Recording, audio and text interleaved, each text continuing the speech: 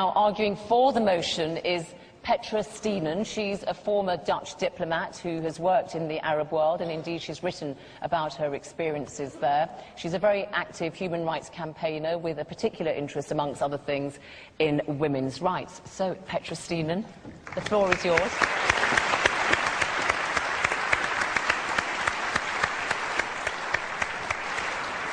Some people feel that in my country, Islamization has already succeeded. I think the question tonight is whether we in Europe are actually capable of looking beyond the color of religion.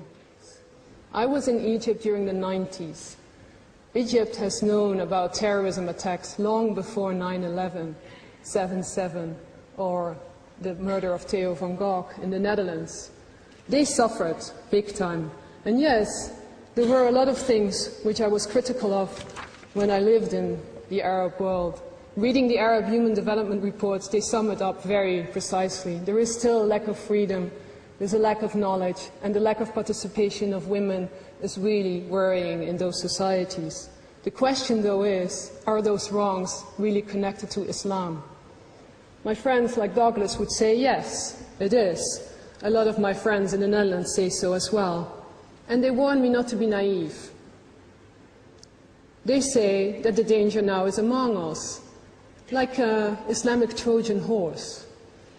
I wonder, though, and this would be a question for me to Douglas, what do we do with the people who don't want to adhere to your ideas of enlightenment? Do we send them away? What do? Do we re-educate them?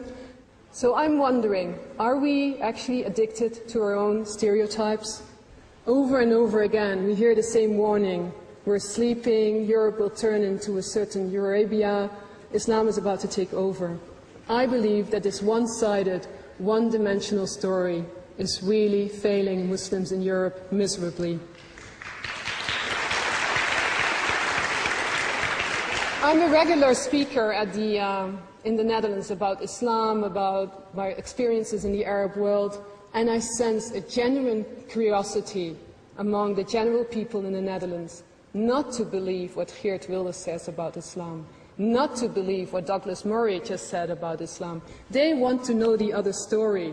And yes, you've all heard about Ayaan Hirsi Ali, I'm sure.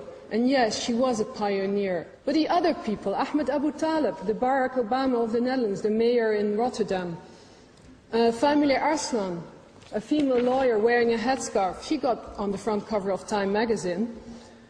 And my best example would be Ibrahim Afellay. He's a soccer player, and I wish he would score the winning goal at the World Championship. I'm sure that he will be 100% one of us. I am inspired by people who dare to dream, and I believe that we would definitely fail Muslims in Europe, but even, not only Muslims, every single citizen in Europe, if we continue to judge people on the basis of the color of their skin, the color of religion, and not by the stature of their character. Thank you.